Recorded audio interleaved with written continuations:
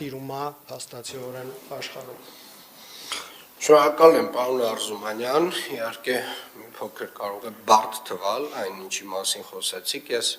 կփորձեմ անդրադառնալ մի քանի կարևոր կետերին, որոնց մասին խոսեցինք եւ պետք է խնդրեմ վերադառնանք սլայդերով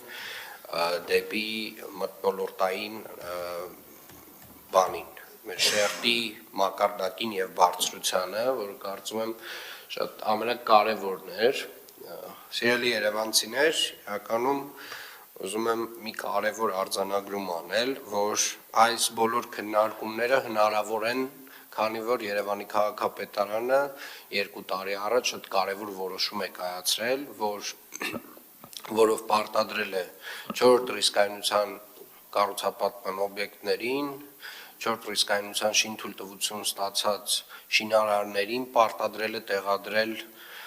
օդի որակի չափիչ սարքեր, որոնք այս պահի դրությամբ 180-ն են քաղաքում եւ դրանցով մենք հավաքագրում ենք տվյալներ արդեն 2-րդ տարին անընդմեջ, որի հիմքով նաեւ մենք կարողանում ենք որոշակի վերլուծություններ անել։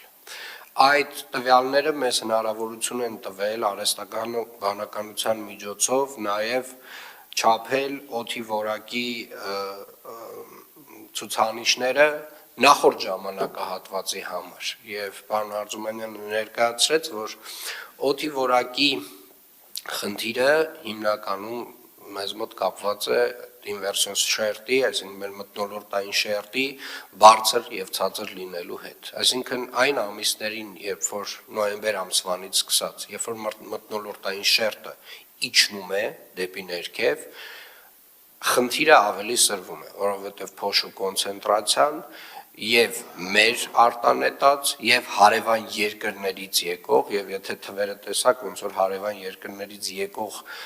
ցուցանիշները մեր արտանետածից ավելի շատ է, ճիշտ եմ, չէ՞։ Մենք ռեցեպտոր երկիր ենք, այսինքն մենք ավելի շատ կլանում ենք տարածաշրջանից, քան մենք աղտոտում ենք։ Խնդրեմ այդ սլայդն էլ նորից բացեք, պարոն Արզումանյան։ Այո, այսինքն փաստացի մենք ավելի շատ ստանում ենք եւ իրականում նաեւ գալիս է խնդիրը մեր աշխարհագրական դիրքից, բայց արդյոք սա տենց պետք է հուսահատվենք, ես կարծում եմ ոչ, որովհետեւ այնուամենայնիվ որոշակի լուծումներ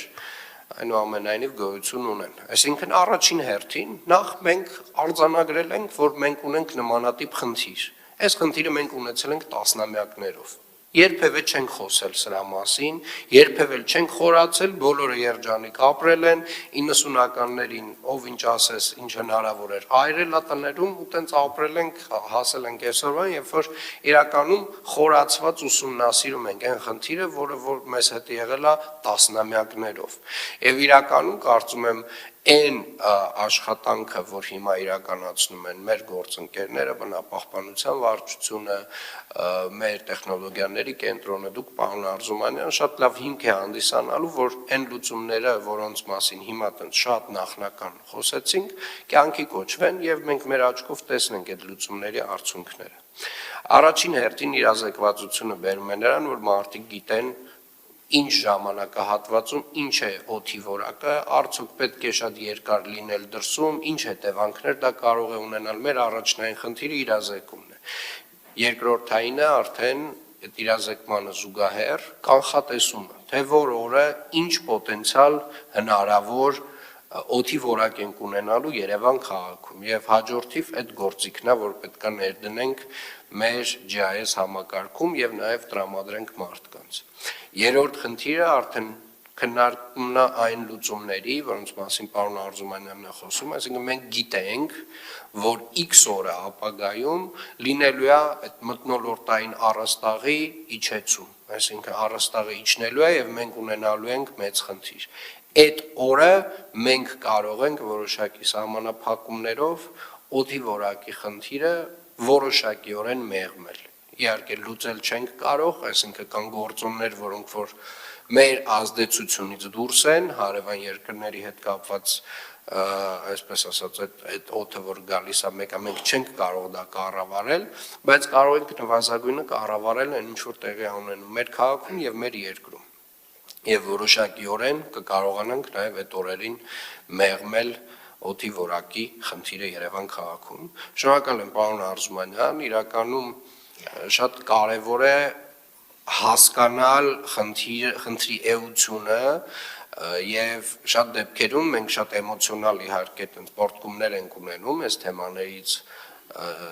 խոսելիս, բայց շատ կարևոր է հասկանալ մանրակրկտորեն այնուամենայնիվ որն է խնդիրը եւ որն է մեր դերը այս խնդրի ստեղծման եւ առհասարակ թեկուզ մեղմացման մեջ եւ շնորհակալություն եմ հայտնում, եկեք շարունակենք աշխատանքը, եկեք շարունակենք տեղադրել համապատասխան նոր սարքավորումներ, որոնք որ մեզ ավել տվյալներ կտան, որոնց հիման վրա կկարողանանք արդեն ել ավելի մանրամասն ներկայացնել խնդիրը եւ խոսել լուծումներից։ Շնորհակալ եմ։ Անցնենք հանձնարարական